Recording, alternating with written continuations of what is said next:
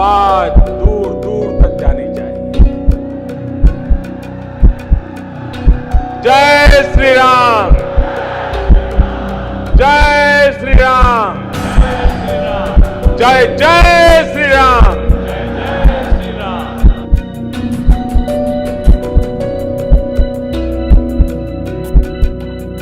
रामचरितमानस के अनुसार श्री राम जन्मभूमि अयोध्या एक बेहद खूबसूरत शहर था। सिटी का लेआउट वेल प्लान था। जगह जगह विशाल भवन, मंदिर और गार्डन्स थे। सरयू नदी के चलते पानी की कोई कमी नहीं थी। इकोनॉमी भी काफी स्ट्रांग थी। दूर दूर से आए ट्रेडर वहां दुकानें लगाते थे। बाजार हमेशा ग्राहकों से भरा रहता था। ये शहर आर्ट, क्राफ्ट और कल्चरल एक्टिविटी का एक प्रीमियम सेंटर था। कई विद्वान साधु संत भी यहाँ बसते थे, जिसके कारण एजुकेशन और स्पिरिचुअलिटी का यहाँ से एक स्ट्रॉन्ग कनेक्शन था। अयोध्या उस समय सच में वर्ल्ड की one of the greatest city थी। लेकिन क्या आप बिलीव करोगे कि आज हजारों साल बाद हजारों करोड़ रुपए लगाकर अयोध्या को उसकी खोई हुई ग्लोरी लौटाई जा रही है। उसे एक वर्ल्ड क्लास सिटी में ट्रांसफॉर्म किया जा रहा है। अयोध्या के इसी मैजिकल ट्रांसफॉर्मेशन को आइए जानते हैं इस वीडियो में। लेकिन उससे पहले क्या आपको इस मंदिर के इतिहास के बारे में पता है? अगर नहीं तो आज हम इस वीडियो में आपको बताएंगे कि कहां से शुरुआत हुई थी ये कहानी की और इस कहानी में कब क्या हुआ था।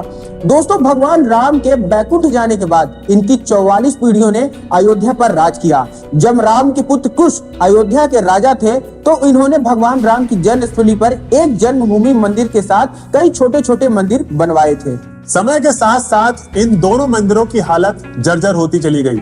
इन्हें बाद में 57 ईस्वी पूर्व के आसपास उज्जैन के राजा यानी विक्रमादित्य जी ने रेनोवेट करवाया। लेकिन अप्रैल 1526 में बाबर के भारत आने के बाद मुगल शासन की शुरुआत होती है। सन 1528 से 1529 में बाबर अयोध्या आता है और अपने सेनापति मीर बाकी से मंदिर को तोड़कर मस्जिद बनवाने का आदेश देता है। तो मीर बाकी मंदिरों को तोड़कर मस्जिद बनवा देता है और हिंदुओं के अंदर आने पर रोक लगा देता है।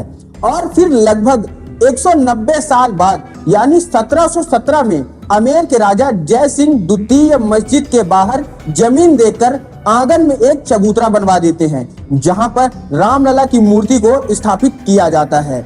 अब यहाँ होता क्या है कि मस्जिद के अंदर तो मुस्लिम नमाज करते थे, जबकि बाहर चबूतरे पर हिंदू भगवान राम की पूजा किया करते थे। ऐसा कई सालों तक चलता रहा और फिर 1853 में भारत के 14 सांप्रदायिक अखाड़ों में से एक निर्मोही अखाड़ा ने क्लेम किया कि इस मस्जिद की जगह पर राम मंदिर तथा जिसको बाबर के समय मंदिर तोड़कर मस्जिद बना दी गई थी। और फिर यहीं से हिंदू और मुसलमानों के बीच लड़ाई शुरू हो जाती है। अब इन चीजों को देखकर उस टाइम की ब्रिटिश गवर्नमेंट मस्जिद के आसपास तारों की फिनिशिंग करवा देती है।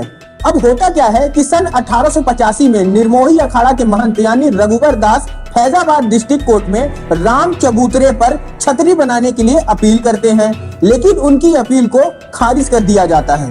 अपील खारिज होने से हिंदू कम्युनिटी में रौष की स्थिति पैदा हो जाती है और जगह जगह हिंसा शुरू हो जाती है।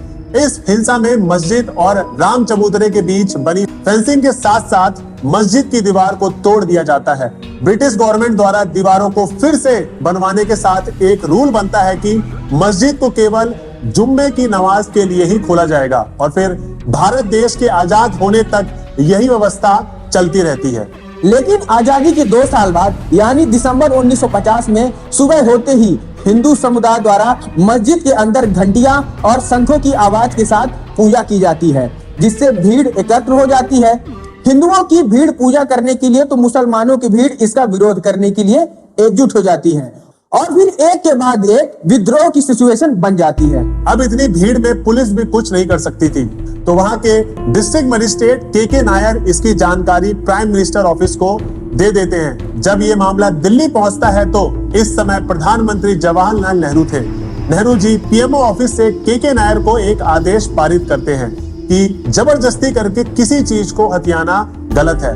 मूर्ति को तुरंत मस्जिद से निकालकर बाहर किया जाना चाहिए। इसके जवाब में के नायर पीएम को एक लेटर लिख के कहते हैं कि यहाँ की सिचुएशन को देखते हुए मूर्ति को किसी भी हालात में बाहर नहीं निकाला जा सकता, क्योंकि यहाँ के पुजारियों का मानना है कि बिना पूजा हवन की ये मूर्ति को वहाँ से उठाया तो पाप लगेगा। अब पीएमओ की तरफ से के नायर के पास एक लेटर आता है कि आपको जो आदेश दिया गया है उसका पालन कीजिए और मूर्ति को बाहर निकालिए। तो इस आदेश के जवाब में के नायर पीएमओ को 2 सुझाव लिखकर भेजते हैं। पहला तो ये था कि सिचुएशन आउट ऑफ कंट्रोल है, मस्जिद की सुरक्षा और लोगों की भीड़ को देखते हुए मस्जिद के बाहर एक जालीनुमा गेट लगाना होगा, जिससे मस्जिद को कोई नुकसान नहीं होगा और सभी लोग बाहर से दर्शन कर पाएंगे। और दूसरा ये है कि इस मामले को कोर्ट को सौंप देना चाहिए, जिससे कोर्ट का मामला आने तक सब लोग शांत रहेंगे। अब इन सुझावों के साथ ही के नायर ने अपना रेजिग्नेशन दे दिया। अब इनके रेजिग्नेशन को तो स्वीकार नहीं किया गया, लेकिन पीएमओ को उनके सुझाव बहुत पसंद आए। ये मामला कोर्ट में चला जाता है और इस तरह रामलला की मूर्ति मंदिर में ही रह जाती है। और हिंदू पक्ष से तो निर्मोही अखाड़ा और मुस्लिम पक्ष से सुन्नी वक्फ बोर्ड दोनों के द्वारा एक केस फाइल किया जाता है, जिसमें निर्मोही अखाड़ा कहता है कि यहाँ पर शुरुआत से ही राम मंदिर था और अब तो मूर्ति भी निकल आई है, इसलिए पूरा अधिकार हमें दे दिया जाए ताकि हम यहाँ पर राम मंदिर बना सके। वही सुन्नी वक्फ बोर्ड दावा करता है कि यहाँ पर शुरुआत से ही मस्जिद था, इसका पूरा कंट्रोल हमें मिलना चाहिए। तकरीबन 20 से 25 साल तक ये केस कोर्ट में रहता है। दोस्तों, अभी तक यहाँ पर कांग्रेस पार्टी सत्ता पर थी। उसके बाद 1980 में जनसंघ अलग होकर बीजेपी का गठन होता है। बताया जाता है कि बीजेपी के गठन के बाद विश्व हिंदू परिषद, शिवसेना, बजरंग दल और आरएसएस जैसे सभी हिंदू दल एक्टिव हो जाते हैं और उसके बाद साल 1984 में विश्व हिंदू परिषद द्वारा एक धर्म संसद का आह्वान किया जाता है, जिसमें बीजेपी के बड़े बड़े नेता लाल कृष्ण आडवाणी, मुरली मनोहर जोशी ये लोग भी शामिल होते हैं। और इस धर्म संसद में विश्व हिंदू परिषद के प्रेसिडेंट अशोक सिंघल ऐलान करते हैं कि भाई राम मंदिर बनेगा और जरूर बनेगा। यह बात धीरे धीरे पूरे देश में फैल जाती है। साल 1984 में ये वही साल था जब इंदिरा गांधी की मौत हुई थी और कांग्रेस की कमान उनके पुत्र राजीव गांधी को सौंपी गई थी। अब यहाँ होता क्या है कि बीजेपी तो खुलकर राम मंदिर के सपोर्ट में बोल रही थी, जिससे सभी हिंदू बीजेपी को सपोर्ट कर रहे थे। और इसी बीच सन 1986 में राम मंदिर के गेट खुलवाने का एक मामला कोर्ट में आ जाता है। तो राजीव गांधी हिंदुओं का विश्वास जीतने के लिए मात्र 1 घंटे के अंदर मंदिर के गेट खुलवाते हैं। अब इस न्यूज को दूरदर्शन के माध्यम से पूरे देश में ब्रॉडकास्ट किया जाता है। इससे मुस्लिम दल कांग्रेस से नाराज हो जाते हैं और सभी मुस्लिम नेता मिलकर कांग्रेस का विरोध करने के लिए बाबरी मस्जिद एक्शन कमेटी बनाते हैं, जिसका परिणाम ये होता है कि कांग्रेस 1989 में चुनाव हार जाती है। 30 अक्टूबर 1990 को बड़ी संख्या में कार सेवक अयोध्या पहुंचते हैं और मस्जिद के ऊपर चढ़कर अपना झंडा लगा देते हैं, जिससे हालात और खराब हो जाते हैं। और वहीं इस समय उत्तर प्रदेश में मुलायम सिंह की सरकार रहती है। इस दंगे को रोकने के लिए मुलायम सिंह कार सेवकों पर गोली चलाने का आदेश दे देते हैं। इस गोलीबारी में 5 कार सेवक की मौत हो जाती है, जिससे अयोध्या ही नहीं बल्कि पूरे देश का माहौल एकदम गर्म हो जाता है।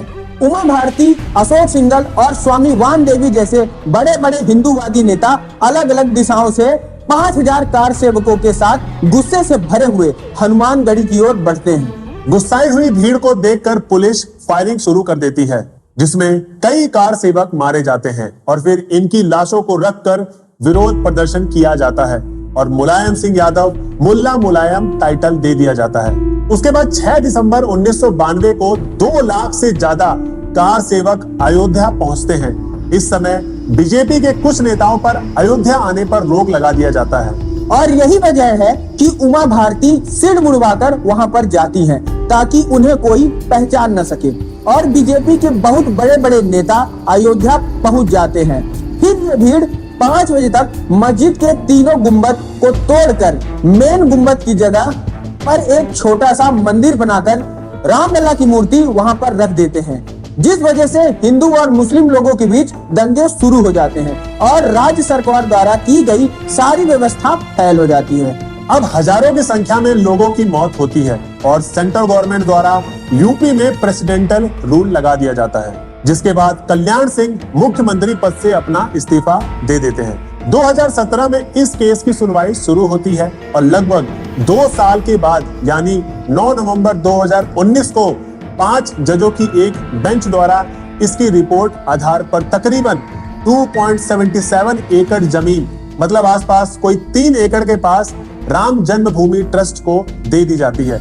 लेकिन इसका मालिकाना हक केंद्र सरकार के पास ही रहेगा, ये कोर्ट का कहना था। और उत्तर प्रदेश सरकार को आदेश दिया जाता है कि मुस्लिम पक्ष को इस जमीन से दूरी किसी और जगह 5 एकड़ जमीन सुन्नी वक्फ बोर्ड को मस्जिद बनाने के लिए दिया जाए। इस तरह सबसे लंबे चलने वाले इस मामले का फैसला आ जाता है। तो दोस्तों, ये थी हमारे संविधान की खूबसूरती। जब इस मामले का फैसला आया तो किसी भी पक्ष द्वारा ना तो कोई हिंसा की गई और ना ही किसी पक्ष ने इस फैसले का विरोध किया। और फिर 5 अगस्त 2020 को प्रधानमंत्री नरेंद्र मोदी अयोध्या पहुंचकर मंदिर का शिलान्यास करते हैं, जिसके बाद मंदिर बनना शुरू हो जाता है। खैर, अब वो समय आ गया है जब अयोध्या में राम लल्ला विराजमान होंगे और इसके लिए 22 जनवरी 2024 का समय निकाला गया है। तो दोस्तों, ये थी हमारी वीडियो आज की राम मंदिर के ऊपर। अगर आपको वीडियो अच्छी लगी हो तो हमारे चैनल को प्लीज अपना प्यार दें और ज्यादा से ज्यादा इस वीडियो को शेयर करें। तो जब तक के लिए मिलते हैं नेक्स्ट वीडियो में। जय श्री राम।